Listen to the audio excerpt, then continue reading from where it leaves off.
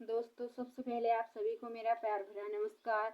और आज का टॉपिक रहने वाला है मौमिता देवनाथ की हत्या के बारे में। तो दोस्तों, मैं सभी लोगों से विनती करूंगी कि मेरी बात को सीरियसली लीजिएगा और इस पे जल्द से जल्द एक्शन लीजिएगा, क्योंकि ये आपकी बहन के साथ भी हो सकता है, आगे चल के आपकी वाइफ के साथ भी हो सकता है, किसी के साथ भी हो सकता है आपके फैमिली में से। तो दोस्तों, जैसा कि आप सभी लोग जानते हैं, आजकल यूट्यूब पे, टीवी पे या फिर किसी भी चीज़ पे मौमिता देवनाथ की वीडियो वायरल हो रही है, जो कि उनके साथ बहुत ही गलत किया गया है, बुरी तरह से उनकी हत्या की गई है।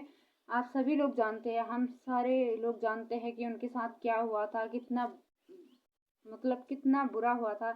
वो वीडियो देखते ही सीने में एक आग सी लग जा रही है और ऐसा लग रहा है कि देश की बेटियां अभी भी सुरक्षित नहीं है। भले ही देश आज़ाद हो गया, पर हम बेटियां भी आज़ाद नहीं है। आप सभी लोग ये बताइए कि हमें आज़ादी से जीने का हक नहीं है? वो उन्होंने किसी का बुरा थोड़ा ना किया था। डॉक्टर तो भगवान के रूप होता है, और डॉक्टर के साथ ही ऐसा होगा तो हम बेटियां तो एक नॉर्मल ही है। पहले भी हमारे देश में ये हो चुका है। हमारी एक बहन को पहले भी ऐसे ही ऐसे गैंग रेप करके मर्डर कर दिया गया है, जिनका नाम था अंकिता भंडारी। आप सभी लोगों को पता होगा उनके बारे में अभी। और अभी मौमिता देवनाथ का भी वही हश्र हुआ है। तो दोस्तों, सरकार को इसके ऊपर जल्द से जल्द अच्छा रिएक्शन लेना चाहिए। मुझे तो लगता है कि पहले ही जब अंकिता भंडारी के साथ ये सब हुआ था, तभी अगर सरकार कुछ अच्छा रिएक्शन ले लेती तो अभी ये नौबत आती नहीं। तो मैं सरकार से निवेदन करना चाहूँगी, अगर जल्द से जल्द आप लोग इस पे एक्शन ले तो शायद बेटियों को ज़्यादा नुकसान ना पहुँचे। वरना आज कल अंकिता भंडारी के साथ हुआ, आज मौमिता देवनाथ के साथ होगा, वो हुआ है, और कल कोई और होगा। हो सकता है आपकी बहन या फिर आपके फैमिली में से ही किसी के साथ हो, ज़रूरी नहीं है कि किसी और के साथ हो। तो दोस्तों, मेरी बात बुरी लगी हो तो माफ़ कीजिएगा, पर हमारे देश में पहले ही लड़कियों को इतनी आज़ादी नहीं दी गई थी कि वो अपने पैरों पे खड़े हो सके और दूसरों पे हमेशा से डिपेंड थी। तो आगे भी मुझे लग रहा है कि हमारे देश की बेटियां हमेशा से ही अपने हस्बैंड पे, अपने भाई लोगों पे डिपेंड होगी, क्योंकि ना उनको आज़ादी बिल्कुल नहीं दी जा रही है। उनके घर से आज़ादी मिल रही है तो बाहर वाले उन्हें जीने नहीं दे रहे, और उनके साथ हर रोज़ ऐसी ऐसी घटना घट रही है जिसकी वजह से हर लड़की का दिल बहल जा रहा है। हर लड़की डर खौफ में जी रही है और पढ़ाई करने की तो बिल्कुल सोच नहीं रही है, और ज़िंदगी में आगे बढ़ने की चॉइस हर लड़की के दिल से अब धीरे धीरे जा रही है, क्योंकि हमारे देश में ना ऐसी घटनाएं घटनी शुरू हो गई है।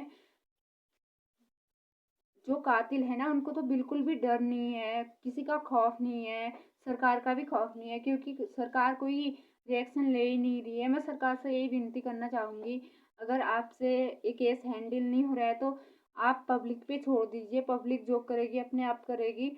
पहले भी अंकिता भंडारी के टाइम पे भी सरकार पे छोड़ा था, तो सरकार ने तब भी कोई रिएक्शन नहीं लिया था अच्छे से। और अभी भी मुझे लग रहा है कि अगर सरकार को ये केस दिया गया तो हो सकता है सरकार अच्छे से रिएक्शन ना ले। पर मैं फिर भी सरकार से हाथ जोड़ के विनती करूँगी, अगर आपके बस की नहीं है ये केस हैंडल करना तो आप प्लीज़ पब्लिक पे छोड़ दीजिए, पब्लिक अपने आप हैंडल कर लेगी केस।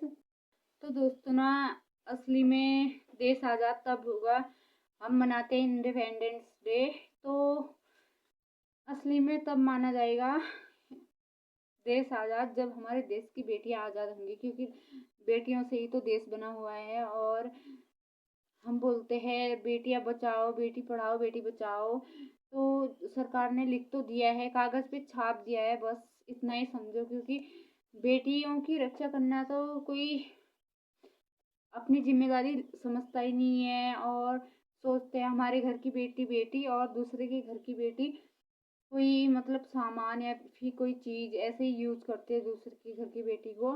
और जब तक ना ऐसे ही ऐसे लोग पैदा होंगे, दरिंदे पैदा होंगे इस धरती पे, तब तक हमारे देश की बेटियां आज़ाद नहीं है।